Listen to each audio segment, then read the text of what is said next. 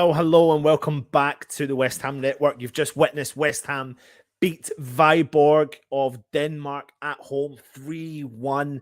Thank you, everyone, for joining me on the Matchday Live, of course, with Luke, Matt, and Dan. I hope we done some justice for you. But West Ham have walked away 3-1 victors from the game. I think Moyes will be a bit disappointed in the consolidation goal that Viborg got. But we are going to dissect the game through this match day review. If you are watching, please keep your comments coming in and let us know your honest, genuine opinions on the game tonight. Were you happy with the performances? Were you disappointed with the performances? Was there any players you weren't happy with, you expected better from? Please give us all your comments in the chat. We will go through them as we go along. But if you are just joining us, we are coming to you with the match day review. Now, West Ham did, of course, win the game 3-1 going into the second leg, of course, which will be a good starting point. However, there are, talking points in the game, in particular the first 20 minutes, where felt like Viborg controlled the game completely. They were quite composed and they felt extremely comfortable on the ball. And I think that's something that Moyes needs to address. And he looks like he was going to address that because he didn't look really happy when he was watching from the sidelines. Of course, we were missing Deckers, we were missing Creswell and Moyes from the touchline. And this was the starting 11 that Moyes decided to put out for the game tonight.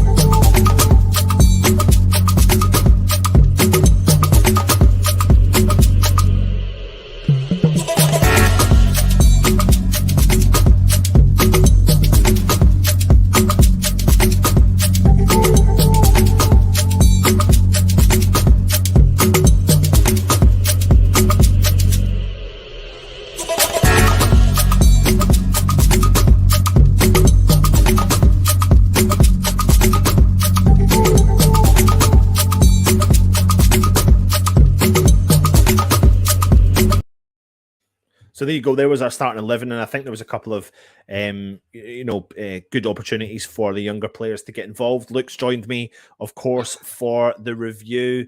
Luke, a good day at the office, because if you think about it, the two strikers got a goal, Scamacca and Antonio. Jared Bowen got a goal as well to get them off the mark. Cornet set up a goal. He was up for it. Benrahma set up a goal. He came off the bench. He was a big difference as well. So a good day at the office. Happy with that? Apart from the fact you didn't get your belt through. Yeah, I just forgot about it. I was trying to forget about that space. Yeah. Gutted. Would have paid for at least a couple of beers down at London Stadium, but there you go. It was a good day at the office run. Whatever cliche you want to use. It's like I said at half time. I was a little bit surprised at the reaction of the fans saying it was a really negative performance. We need to up our game more. I can understand that people wanted a bit more intensity, which is understandable. But it was one of those games where, we've probably played better and lost in previous years, and this was just about getting the job done. It's kind of like, I think, how we sort of approached the group stage of the Europa League last season, where it was like things weren't poor, but they weren't that great either, and we needed to just get through them. So I think to win 3-1, have a 2-goal cushion going in the second leg. Viborg, to their credit, I think we're a good team. I think they played well. They had really good spells, and they caused us a few problems here and there. I don't think they're ever going to come and scare us out of our wits, but we done what we needed to do. And the goals we scored were really, really good, So do you think there are several comments in here? I'm going to jump through them as well. Trini Hammer saying we did not play well and won. I thought there was spells in the game where we kind of were all right-ish, but it wasn't the best of performances. But it was definitely, I think we'll take it, because the biggest element for me was winning the game. That was the biggest concern. I think that's what we needed to do, was just win the game and win it borderline convincingly, maybe not by the performance, but by the scoreline in itself. And I think it's huge that we got some of the players off the mark. You know, if you'd have said to me, and I think I did actually say this at the start, if you can get Gianluca Scamacca off the score sheet, you can get Antonio off the score sheet. I never mentioned Bowen, but I should have said Bowen on the score sheet. Cornet setting up a goal, Benrahma setting up a goal.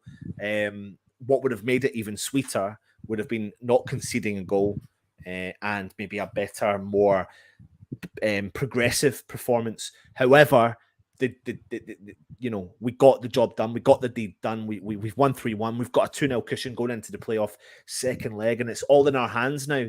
It's all in our hands, and it's an opportunity for us now to use this victory as momentum, as positivity moving forward to the game on Sunday against Brighton, a team we can't beat in the Premier League. This is the opportunity. This is an opportunity to, you know, knock off the 2 losses we've had already this season. You know, we've broken that voodoo of run of losses. We've played 2, lost 2, but now we've played 3, lost 2, won 1. You know, now we're in the confidence. Now we know what it's like to win in the Premier League in the new season, or sorry, in this current season. Yeah. So it's brushed off the cobwebs, isn't it? It's given us a momentum boost. It's given us everything that we kind of needed. First, that we haven't scored so far in the league in the last 2 games.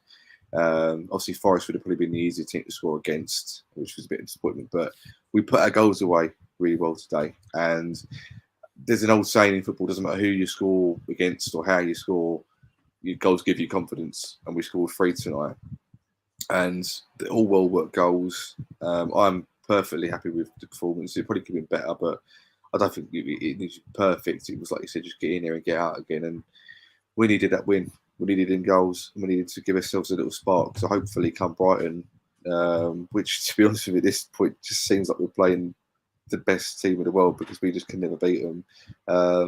That's given us a great boost, much needed boost. Absolutely. It's a good night for West Ham fans, very much needed. This is our first win of the season. Delighted with Cornet, lucky a bit by Coventry in the first half. All in total, we are massive. Anthony Laurie says happy hammer, 2 up, 2 down. Hammer says get in. Epic hash time. We need better fullbacks on both sides. What do you think? I think you can't really take anything from the left back position for me because we've got a player who plays right back playing there, so it's not his natural position. I think overall, I think if he means this, if that's an overall comment compared to like Creswell hasn't, you know, obviously if he's not playing, it's a bit like a square pegs and round holes for us because we have to make do. I think Ashby had a good game. He played well. Just stay on Ashby for a second. I'm going to bring up Ashby's kind of game stat. Curtains on that. I know. So, of course, he played 90 minutes. He had 93 touches, and he was successful with 83% of his passes. So, 60 from 72 attempts. He had 2 crosses. One of them was accurate. He had 10 long balls. 5 of them were accurate. He had 1 shot on target. He wasn't successful in any of his dribble attempts. He won 50% of his duels. He lost possession 16 times tonight, which is pretty high, but he did get 2 clearances. He did get 1 block shot. He did do 3 interceptions and, of course, made 1 tackle as well. And there's his heat map. I mean, he hogged the right-hand side, fully hogged the right-hand side. So, you know, I think it was a decent result for him tonight, to be honest. Yeah, he took his, well, you have to take advantage really of the opportunity you get. Yeah, and for me, I'm just a fan of him. I just think he's a really good player, and he's a player that's only going to get better. And it's like they say sometimes is that, you know, it's all right getting a few minutes here and there, come off the bench in the Premier League, but when you get a chance like this, when you're at home in front of the fans and you get a full game, and your opposition maybe isn't as good as some teams would be in the Premier League, then that's a time when you get to show yourself and how and what potential. It don't even have to be the finished article. It hasn't got to be the finished article right now. You can have potential, and if you have a good game now, it only bodes well for the next few years. So, you know, if he can have a subpar performance now, as long as in the next few years he proves that, you know, it's all good. Let me switch sides and go over to Vladimir Safal tonight. So he had played, of course, 90 minutes. He had 92 touches in total. He had 60 successful passes from 70 attempts, so that was 86% success rate. He had 2 key passes. He was successful with 3 of his 4 attempts at crosses. He was successful with 3 of his 8 attempts at long balls. He wasn't successful with any of his dribble attempts. He had 1 clearance, 1 block shot, 2 tackles, but he did lose the ball 16 times. He did only win under half of his ground duels and won half of his aerial duels as well. So, kind of like, performance, not a bad one, not a crap one, but served the purpose, done the job he needed to do. And that comment makes good sense when you consider that both of those stats are pretty much very similar. And what I'd say to that is that it equals itself out, because Soucek isn't a natural left back. He hardly ever plays there, and he's played there tonight, and he's just statistically pretty much the same sort of game as Ashby has, who's a natural right back but hasn't got the experience of Soucek.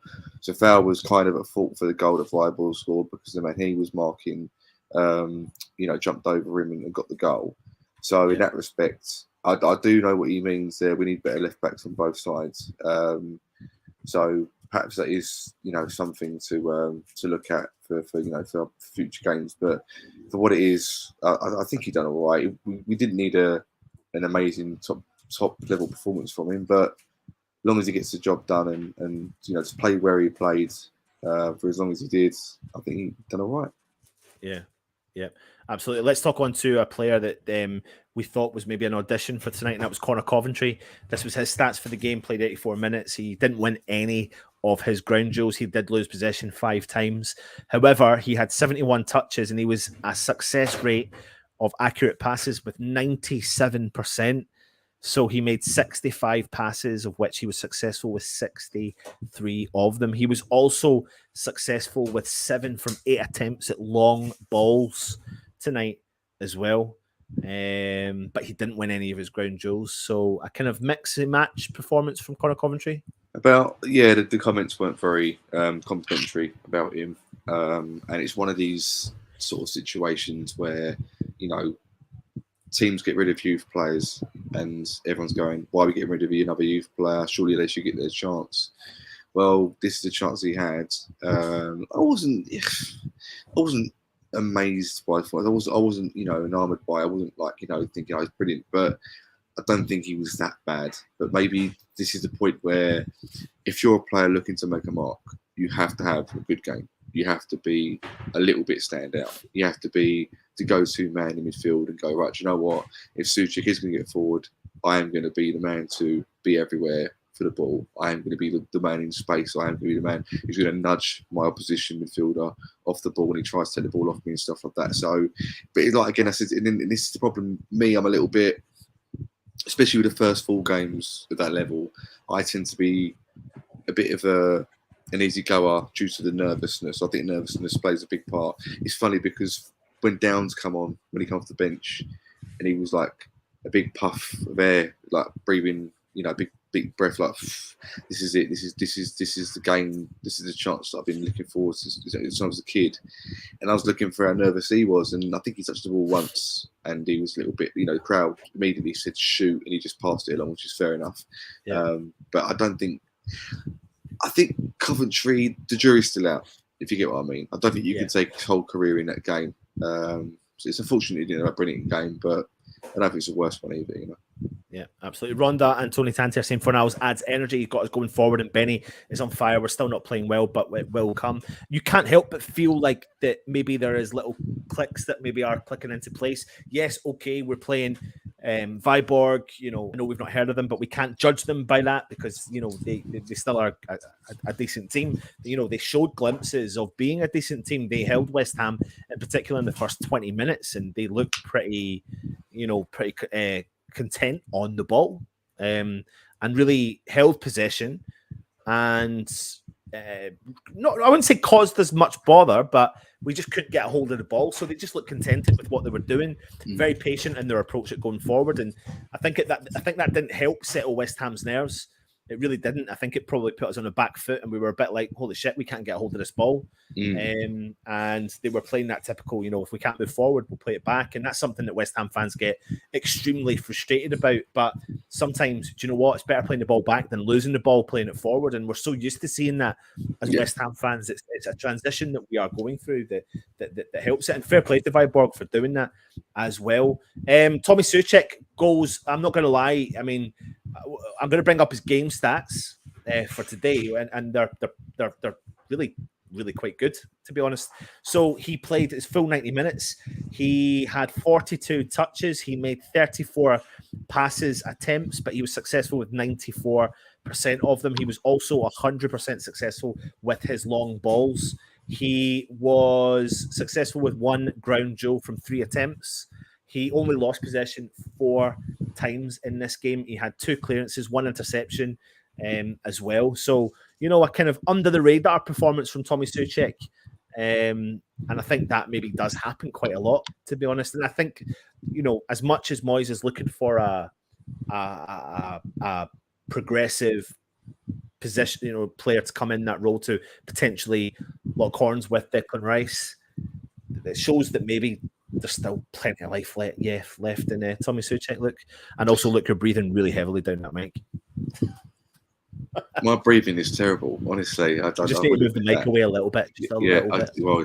Okay. Sorry. About there. That'll do. I've gone off Soucek, to be honest. Maybe just move it out a bit from your mouth. I can't. It's one of them mics, mate. So not bend. All right. No, it's weird. Right. Is it bad? Yeah, it's just a bit. Yeah, it's like you're in a wind tunnel. Oh, it's because you've got the fan going on. Hold on. Oh, is that it? Yeah, that's it. Hold on, I'll turn it off. Right, okay. While you're doing that, I'll read the comments. We take too many touches on the ball, especially in midfield. So much better. Pete Gads is saying Maxi looks good, got lost a few times, but the assist was spot on. It only happens to me. John Murdoch, never been a Benny fan, but he's starting to work a lot harder on and off the ball. Hope he has turned a corner. What do you think of Benny's performance coming on tonight? Brilliant from start to finish. He seems to have his confidence back. That's the confidence in any player is absolutely huge, and it's strange because against Nottingham Forest, I still classed them as a championship team, and I thought we're all sort of saying that. But I've been saying for ages that. Go on. Yeah, go on then. Go on, Rusty boy. Just while you're here and while we've got you, I don't know what the final attendance was for tonight. Do you have that? Nah. It wasn't a lot. I had a bit of nice space where I was, but it was not too much, I'm afraid. Yeah. Right, over to you then, Russ. Give us your rundown, mate. Rundown. Do you know what? It felt like one of those games, like those sort of FA Cup 3rd round games. Do you know what I mean? It had that sort of. It was a really strange atmosphere, like really strange. Fair play to Viborg, they gave it a good old go. Yeah. Their fans, hell of a repertoire of songs. I think I counted at one point they were singing. I'm pretty sure it's Michael Jackson. "You Are Not Alone" was one of their songs. it so was. I couldn't hear the tune. I was trying to make it out. And then they did a song to Yankee Doodle Dandy. Fair play to them. Do you know what? They gave it a good old go. But, and then they sort of turned up. It was quite quiet, and they just sort of turned up when the second goal went in, really, didn't they? They really went on the attack. Do you think then? I mean, you're right. The first 20 minutes, I've said this earlier on to Luke and everyone in the chat. First 20 minutes, we kind of dominated possession. Viborg did, they were content on the ball, etc. And I think it kind of knocked West Ham stuffing out of us, and we were a bit like chasing the ball down all the time, etc.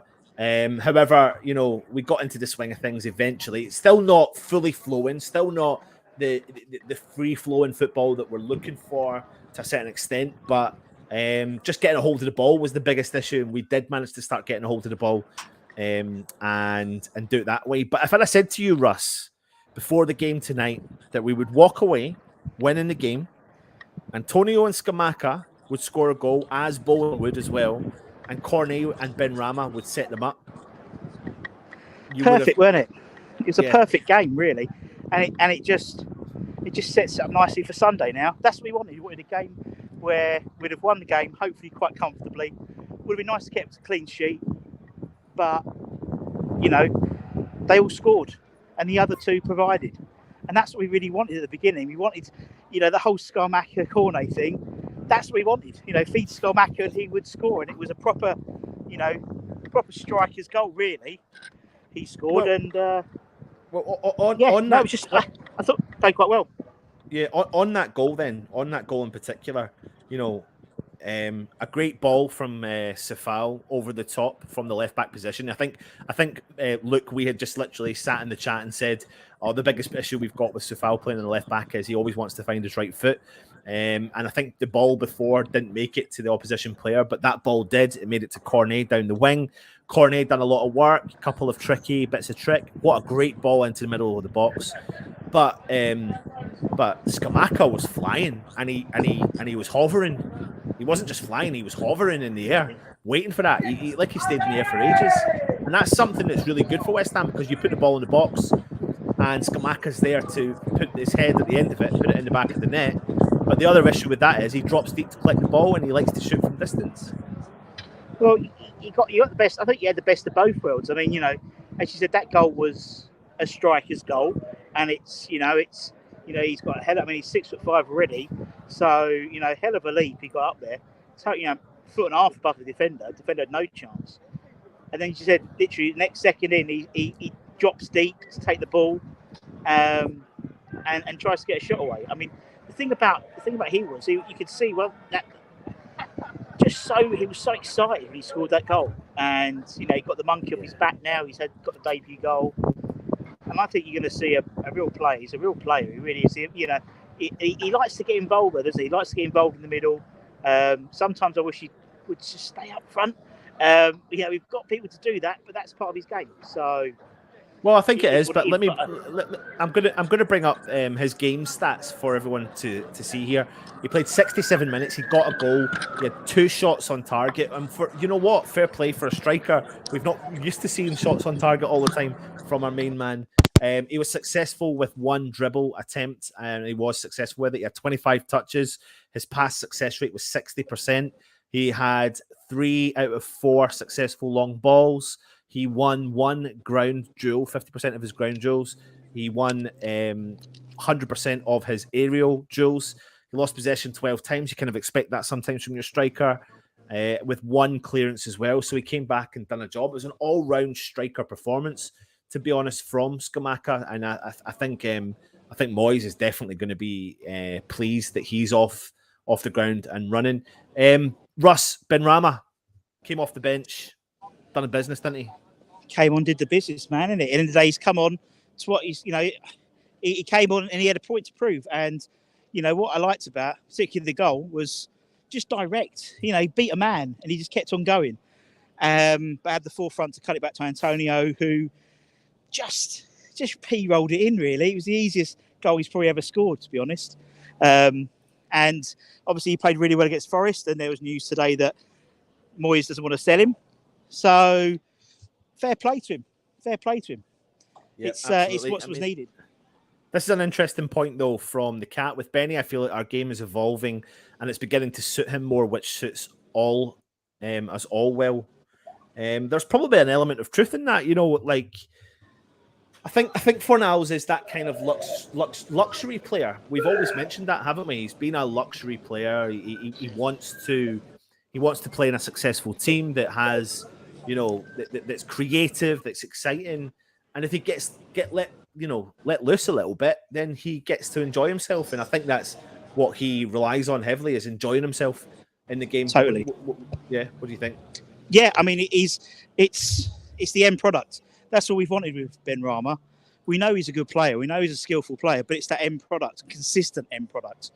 As you said, he's been a bit of a luxury player, but for me, it's how he now does it consistently. So he does get 10, 15 assists this year, and that's what we want from him. We want consistency. There's no denying he's a great player, and he has moments of genius, but he has moments of absolute dog last year.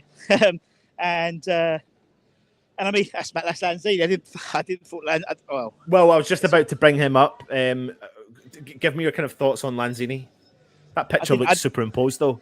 Crazy. Yeah, I didn't even know he was on the pitch, to be honest, first half. I didn't really thought he didn't.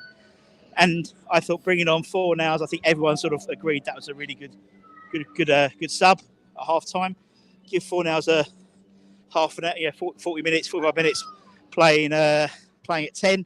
And that's where Fornals works best. I think it's sort of holding, sort of in that 10 spot.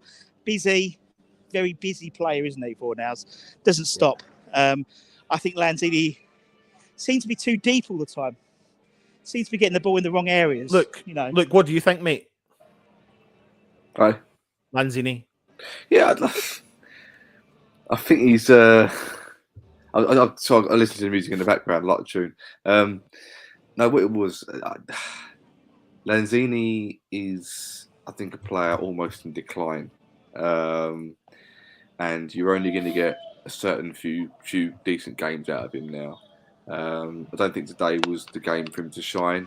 I think there's a game for others to shine. For me, personally, I don't think he's a player that you do notice. I think he's a player that sometimes, if he is going to be noticed, he'll be a link-up player of some, degree. And then, I don't expect him to be the main player. I don't expect him to be, you're right. I'm all right. You're right. Someone who's, always going to be the focal point. He's just there or thereabouts. And, take care, man. See you soon. He's got another 2 years left in him, and he'll probably go for a play after that. But I don't think he has to be the main player anymore. I think he's just the link-up player. I think here and there. I think that's a really valid point, though. The situation is now that we've got Lanzini who can fit into this squad, but doesn't maybe have to be a player that starts immediately. Maybe it's the time to that players like that. It's the transition now that we need to make. So he's still got a career at West Ham, but he may not, utilize him when we need to utilize him is a big key point as well. Harley is saying, I love Lanzini, but I do think it's his last season. Mandy is saying Lanzini is not doing enough. Gordon in Los Angeles is saying, get the beers in onwards and upwards. Howard Ailes is saying, guys, what is the music you have using on your latest videos, band and song, please? No idea. Russ, no idea. Russ. No idea. It's just a generic song, but we quite like it. Yeah, I love it. Loves it as well. I could actually put it in my earphones and listen to it. I can actually do the words as well, the lyrics. I've heard this. Yeah, I know what you mean. Trinity Hammer says, I did expect Lanzini to have a go against this sort of opposition, but he's too negative and he seems to always be behind the play. The thing is with Lanzini, I think he's going to be really effective when we need to use him. Last 15, 20 minutes when we're looking for something through the holes, etc. Right, let's go. Come on. Who have we got? On you go, Russ. Come and join. We're live. Who have we got here? Introduce yourself. James Farmer, everybody. James Farmer. James Farmer slags me up on Twitter all the time because I play rubbish music. Anyway. I know. Thoughts today, Jim? New players look good. Lost our shape. Too many changes at once. Just need to not concede anymore. Yeah. Scamacca to get his first goal. It's good for us, wasn't it? All the strikers scoring. Yeah. So hopefully Sunday Brighton we can not have our bogey team. But also, I mean, getting in terms of Cornet setting them up, we were saying Benny setting them up as well. It's good, isn't it? It's what we wanted today. Yeah, I think they all looked good. Question marks maybe at right back, but I thought, I think if Johnson can move out there now that Oggie's back as well. Yeah, it's a nice surprise, wasn't it? Yeah, so it was a nice surprise. Yeah, but it's all good. Good. Yeah, happy days. Bye, James. See you later. There we go. There's James. There you go. That was good. Good to get some fans' opinions. I think James is a regular in the channel, is he not? He is regular comments, regular channel commenter. What do you call it? Yeah. Good old James. Is he going to get in trouble there, Rusty boy? No, I never get in trouble. Apart from maybe that into the boy. wire. Jared Bowen off the score sheet though. How good's that for West Ham? Oh, brilliant. Good for him as well. He gave it the like you've been talking about me, hands when he scored, which surprised me. But I said it was a good goal, great goal, just at the right time, really. Yeah. Very impressed. Absolutely. You know what? I mean, we've come into this game tonight. Oh, go on, Luke. Go for it. I think those hands were because some people have started slagging him off a little bit and saying he's a one-season wonder and he won't get that back again. And he was one of the main decent players last season. He couldn't stop scoring for fun. And because he hasn't scored in the last 2 games or played well, really, in the last 2 games, people were saying that's him. He's not the same player anymore. So I don't think that was maybe a nudge to anyone at West Ham. It was probably a nudge to the press and the media and other fans who were writing him off, sort of thing, Yeah, agreed. Agreed. Tonight easily could have been that banana skin. Absolutely. Typical West Ham up against, European minnows that could have had a negative impact on our season, on the fan base. Not as many fans in the stadium, obviously due to the circumstances that Dan South. But Moyes will be looking at this and going, I think he'll be more disappointed at conceding the goal than anything. Yeah. He'll be pissed off at maybe some of the players' levels. However, what this game has probably done for David Moyes is made him realise that, well, maybe I can't rely on Lanzini to start. And the reason for giving Cornet the run out was because he did what he did tonight. The reason for giving Scamacca 67 minutes is because he did what he did tonight. Then when we made the subs, Ogbonna got a performance tonight. Ogbonna came on and played and done all right. He actually didn't look far off, to be honest. I thought he done a job. So Moyes has maybe used tonight's game to serve a massive purpose for the season ahead, and I think it may set the tone for how we move forward now in the game. Yeah. Russ, what do you think? Well, I think Ogbonna was a welcome addition, wasn't it? Really, I think no one really planned that he was going to feature. Thinking Kehrer would have started instead, but I always thought it was a bit too early for Kehrer to start. And using the squad, but I don't think he'd start. Ogbonna came in and, also as a captain as well, so we needed that as well because obviously without Rice, without your vice captain in Cresswell, your next vice captain as in Fabianski, you haven't got David Moyes, on the pitch side. You needed someone like Oggy to come in who's experienced, and particularly with the likes of Ben Johnson, Conor Coventry, Ashby, young players. You needed that experience, so it was good that he was there, and it gave everyone a bit of a lift. When he came out, as you said, it was quiet crowd, but but for me, I just thought it was great to have him there, great to have him out, and be interested to see what happens now in terms of Brighton. Obviously, I imagine Kehrer will come in, but. Russ, you need to sit down in the coffee shop, mate. You keep doing this interviewing stages. Well, I tell you what. Just taking the time. It's moist at it. Look, it's warm at it today. It's very warm today. Very warm. Something I do want to say is we made 3 substitutions at one point in the game where Ogbonna left the field, Jared Bowen left the field, the Scamacca left the field, and we brought on Antonio. We brought on Carrera. And we brought on Benrahma. Now, it's the first time in a long time that I've seen pretty much 3 first-team starters be swapped out for 3 first-team starters. Pretty much. And I'm not... What I'm trying to say is that even though it's still reasonably thin, our squad, that the quality of player and depth now is stronger than what's gone out the door. Yeah, I mean, we had 12 subs. We have 12 subs, 12 subs on the bench, which I was like, oh, okay. We didn't have a slide to do it, so we had to make one up. But yeah, 12, as you said, bringing on some good players to replace good players rather than sort of lesser players coming on. I mean, Antonio coming on for Scamacca, perfect. I think that's going to be Antonio's role eventually. and the ability of Cornet, he could then just drop from the left to then swap to the right. That's the type of thing Moyes loves, isn't it? That's his wet dream, isn't it? Do you agree with this one? Reckon Soucek playing the full match suggests he won't on Sunday, hoping Downs gets a chance. I don't know if I believe that. I think Soucek probably will get a big game because he's got the ability. But Russ, I don't know if you saw the stats I pulled up from Soucek tonight. No, I didn't. He's been phenomenal in terms of his stats. If you look at his individual stats, he's very rarely put a foot wrong in tonight's game. Well, I mean, he's for me, Soucek's just one of those players who, he seemed. I don't remember him doing anything noteworthy, but he was doing his job. He just seemed to just be. It wasn't spectacular. Didn't necessarily come forward, do any breaking runs like he normally does. Obviously, with Coventry with him, maybe there was a bit more of a reliance to be a bit more. I don't know. I think it's one of those games where I think anyone, as long as we came out without any injuries, and going with a lead, for me that's a great result. And as you said, both strikers scoring, Bowen back on the board. The two assist boys bagging in the assists.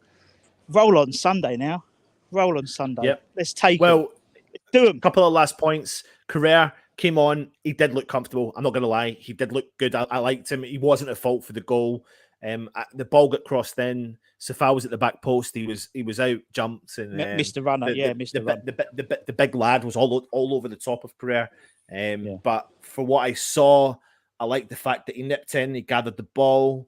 You can see he's a ball-playing defender. You can see that, and I really genuinely like the sounds of him, and like what I saw. And he's of course going to be comfortable. He's a German international. He's played more minutes under Frist than anyone else since he's taken over as Germany's national coach. PSG. I think it was a little bit too much for him to have started today. But coming on, as you said, look comfortable, look great in the ball. Yeah. All good in the hood. What did you think of Flynn Downs' look? Well, I only got a short time to see him, but in the time that I did, he just done what he needed to do. Nice and passing, nice and comfortable. Bit disappointed he didn't shoot when half the crowd were chanting for him to shoot as soon as he got the ball. I don't like the reports that apparently in training he's not being sort of impressing, or the club aren't sure whether they made the right decision in signing him. And hopefully he actually makes the first team. Look, don't believe the hype, mate. I'm not. I'm just giving my opinion, regardless. So good point, good reminder. But he's done all right with the few minutes he played, and hopefully he can get better after that. Listen, quickly, look who is in the chat. Faux Sheezy is in the chat. Jesus. Faux Sheezy, could you do me a massive favour, Cancel please, the search party. I can't find you on Twitter, and I don't know how to do the search on Twitter. Please send me a message somehow on Twitter on the West Ham Network account. I've not got a personal account on Twitter, and if you don't send it to me, send it to Luke or Russ so I can find you using the West Ham Network account. Please, I want to have a chat with you. If that's okay, Faux, please get in contact with me if you're there. Any last words then, Russ, before we head? Roll on, Brighton. Roll on those seagulls. We're going to finally do them. This year. That's it. And make sure you subscribe and hit the bell notification, because we've got some really good ex-players coming on next week. Oh, you need to wait and see who is coming next week. And if you want to see who's coming next week, subscribe and hit that bell notification. That will notify you when the shows do go live. Look, final words from you, my friend. Job done. Played all right. Decent win. Hopefully we go through the second leg. Good momentum. Good win. Good momentum for Sunday. Bring on Brighton. Exactly what we need. Listen, thank you very much for everyone joining us. West Ham take a 3-1 lead into the playoff conference, Europa Conference playoff, whatever you call it, first leg, as we move into the second leg with a 2-goal advantage. We have the Premier League next. It is Brighton on the tip of our tongues. Tomorrow we'll have the West Ham Daily with you, Russie B. There's going to be lots and lots and lots to talk about. Then we've got the press conference with with David Moyes. He's back on the touchline again. We will have the preview. We'll have Holly's show coming up on Saturday. Tweet all about it. We'll have the preview on Saturday evening as well, which will be an earlier time this weekend. So I'll let you know again when to look out for that. And of course, we'll have the match day live on Sunday for the Brighton game. From myself, Anton, from you, Luke, and from Russ reporting from the London Stadium. Irons. Take it easy, stay safe, and of course, as we always say, come on, you Irons. Love you guys. I'll be hammers.